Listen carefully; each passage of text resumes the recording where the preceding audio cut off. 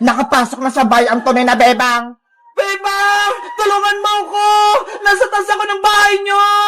Ano? Hindi kita madinig! Dinala ako dito ni Peking Bebang sa rooftop niyo! Ayaw niya akong patakasin! Si Iska! Nasa taas ng bahay! Kailangan ko siyang puntahan! Hala! Sarado yung pinto! Pasaway talaga ang bebang na yan. Kailangan niya nang mawala sa mundo. Lagot! Nasugod na si Kukawa! Baka anong gawin niya kay Bebang? Kukawa! Buksan mo tong pinto! Kukawa!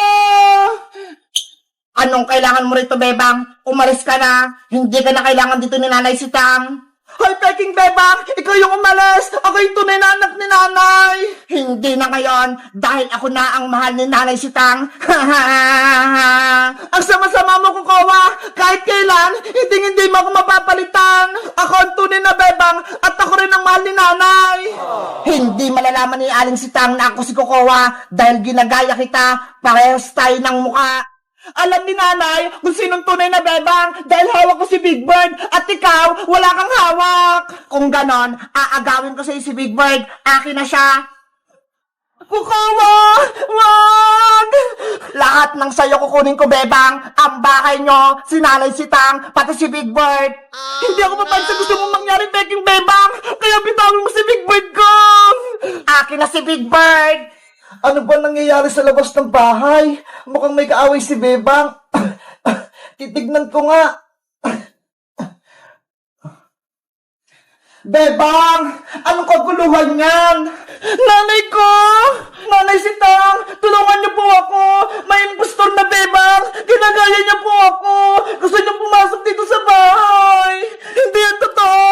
Ako ang tunay na Bebang! Ano ba nangyayari sa mundo? Bakit dalawa yung Bebang? Ako po yung tunay na Bebang, Nanay Sitang! Inaagaw niyo po sa akin si Big Bird! Hoy, Peking Bebang! Sinungaling ka! Ako ang tunay na Bebang! Bitawan mo si Big Bird ko! Makulit ka, ha? Akin na si Big Bird! Yari! Nagpalaban na si Bebang! Kailangan ko na siyang tulungan! Aray ko! Bebang! Ano nangyari sa'yo? Princess! Layo mo yung Peking Bebang na yan! Ako yung tunay na Bebang! Ano? May isa pang Bebang? Hala! Magkamukha sila! Princess! Tulungan mo ko! Ako yung tunay na Bebang! Huwag kang maniwala sa kanya, Princess! Halika rito! Sumama ka sa akin sa loob! Masamang Bebang yan! Nanirito na ako! Hindi ko alam kung sino yung paniniwalaan ko! Diba? Ang tunay na Bebang, may hawak na Big Bird! Tingnan mo! Hawak ko siya! At ang Peking Bebang na yan, wala siyang Big Bird! Oo nga no! Si Bebang kanina, may hawak na Big Bird! Princess, huwag kang maniwala sa kanya! Inagaw niya sa akin si Big Bird! Kaya nakuha niya sa akin! Sino mo talaga sa inyo ang anak ko? May sakit na nga ako! Tapos may kaguluhan pa! Lalang sumasakit ang ulo ko! Nanay ko! Huwag ka nang umiyak dyan dahil hindi ikaw ang tunay na bebang. Nanay! Nandiyan na po ako! Guys! Sino po talaga yung tunay na Bebang? Yung may hawak na Big Bird? O wala? Mag-comment lang kayo kung alam nyo! Bye-bye! Asa na kaya yung room namin? Sabi ni Princess 512. Ay, ayun! 512 na to! Sabi nandito na sila, Princess. Ang galing! Princess! Nandiyan na ba kayo? Hala, wala pa sila. Dahil ako yung nauna, nilibutin ko muna itong hotel namin. Para kasing ang ganda eh. Wow! May swimming pool sa labas! Ang ganda! Excited na akong maligo! Sabihin ko kay Princess, magbaka-bakaan kami dyan mamaya. Titignan ko muna yung CR namin, baka maganda rin.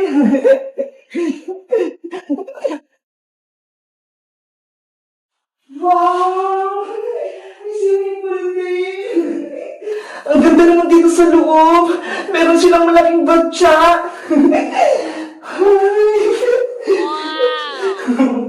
Ang galing! Pwede pang humiga! Paano kaya ito gamitin? Guys, alam niyo ba yung pangalan nito? Ngayon ko lang kasi ito nakita eh. Para kasi siyang pwedeng swimingan. Alam niyo ba kung anong pangalan nito? Ang ganda. Parang swimming pool na maliit. Nasa na kayo sila Princess tsaka si Iska. Ang tagal naman nila.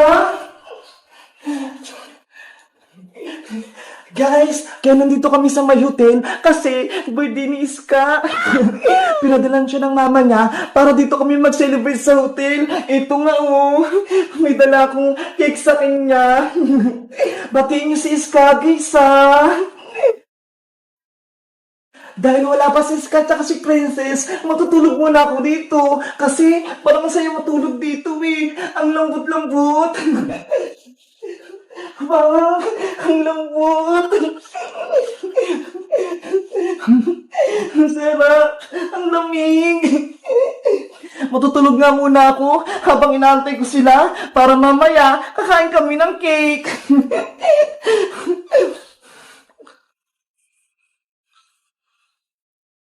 A few moments later. Bebang, nandito na ako. Nasaan na sila, Bebang? Hala, tulog pa si Bebang. Ano ba yan? Nagugutom pa naman ako. Gusto kong kumain. Ay, ano to? Parang cake to ah. Bubuksan ko nga. Oh no!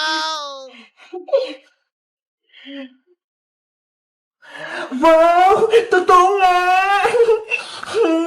Mukhang masarap! Habang tulog pa si Bebang, kakain nga muna ako dun sa may mesa.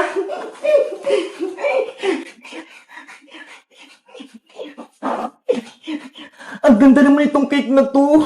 Ang cute! Sakto lang para sa akin.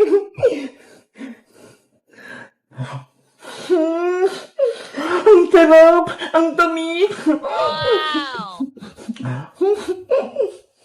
Bebang, ang sarap ng tulog mo habang ako, eto, kumakain. Ang sarap. 20 minutes later. Ayan, malapit ko na maubos tong cake. Oh no! Ay, sa wakas, nagising na rin ako. Hello, Princess! Nandyan ka na? Oo, Bebang, kanina pa ako dito. Habang tulog ka, kinain ko muna tong cake na nandun, oh. Ang sarap-sarap nga eh. Hala, kinain mo yung cake? Ano ba yan? Ibibigay ko nga yung kay Iska eh. Kasi birthday niya. Ano? Birthday cake to ni Iska? Ano ba yan? Akala ko nung pang-merienda lang natin to. Ang takot mo talaga, Princess. Naubos mo agad. Wala tuloy cake sa Iska. Sorry na, Bebang. Hindi ko naman alam eh. Kasi nagutom ako. Kaya hindi ko na napigilan kumain. Hala, nandiyan na si Iska. Bebang, Princess, nandito na ako. Happy birthday, Iska. Happy birthday, Iska. Thank you, Bebang. Thank you, Princess. Maraming salamat sa pagbati. Pasensya na, wala na yung cake. Kinain na kasi ni Princess eh. Nagutom lang talaga ako sobra, kaya hindi ko nang pigilan kumain. Si Princess talaga, ang takaw. Pero okay lang yun, Bebang. Dahil birthday ko, bibili tayo mamaya ng cake. Ang importante, magsama-sama tayong tatlo. Okay, sige, magsaya-saya tayo dito. Dahil birthday mo, magsaswimming na tayo. Ay, may swimming pool pala dito. Ang ganda. Gusto ko nang maligo. Sige, mag-swimming na tayo. Tara na. Guys, si Iska, birthday niya. Kaso, si Princess, kinain yung cake niya. Para sumaya si Iska, batiin niyo na lang siya ng happy birthday. Bye-bye guys. Kita-kits ulit tayo bukas. Yung bagong marshmallow! Kinain ni Princess! Bebang, tama na! Huwag ka nang umiyak! Nandito na tayo sa school! Baka marinig ka pa! Eh kasi, wala akong pagkain mamayang Christmas Iska eh! Naubos na! Ikaw kasi Princess, no? Ang sabi kasi ni Bebang, hati kayo sa marshmallow, pero kinain mo lahat. Bebang, sorry na! Huwag ka nang umiyak! Ito ho! Bigyan kita ng piso! Palitan mo yung kinain kong marshmallow! Ano? Piso lang yung ibibigay mo, Princess! Ang haba kaya nung marshmallow kinain mo! Kaya dapat 10 pesos yung ibibigay mo! Hala! Ang mahal naman! Huwag ko na nga lang bayaran! Pambili ko na lang ito ng candy mamaya! Princess! Ikaw, Princess, pinaiyak mo pa si Beba. Ikaw na nga may kasalanan eh. Babayaran ko na nga, ayaw pa niya.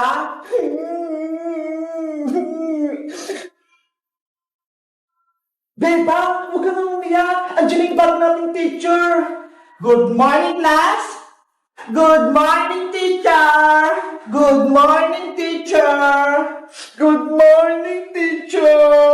Bakit may umiyak sa class ko? Ano nangyari sa'yo? Nag-iinay din si Bebang, teacher, kasi wala po siyang baon. Nako. Bawal ang iyakin dito sa may classroom ko. Kaya, sige lang nang iyak mo.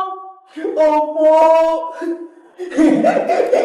Napagalitan. Ikaw talaga, Princess. Tinawagan mo po si Bebang.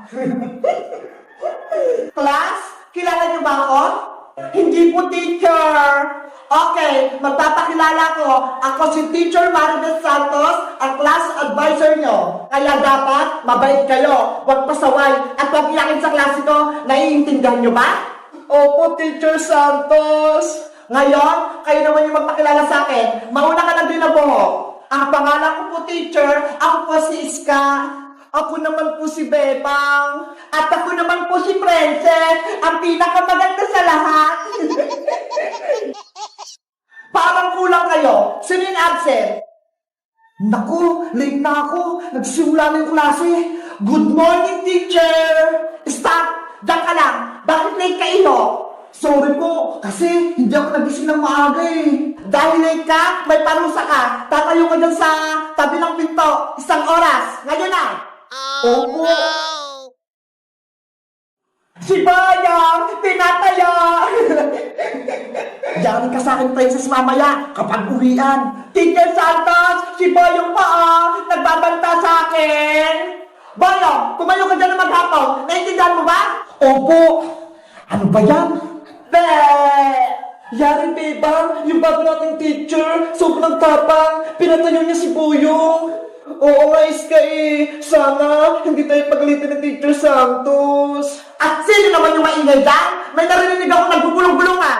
Si Bebang mo, teacher, nakikipagkismisan. Bebang, tumayo ka rin. Samahan mo si Barb sa may pintuan. Opo, teacher. Oh no! Buti nga sa'yo, Bebang! Guys, may bago kaming teacher. Ang pangalan niya, si Teacher Santos. Kaso, sobrang tapang niya. Kayo guys, mabait ba o matapang yung bago ng teacher? Anong pangalan niya? Mag-comment lang kayo. Bye-bye!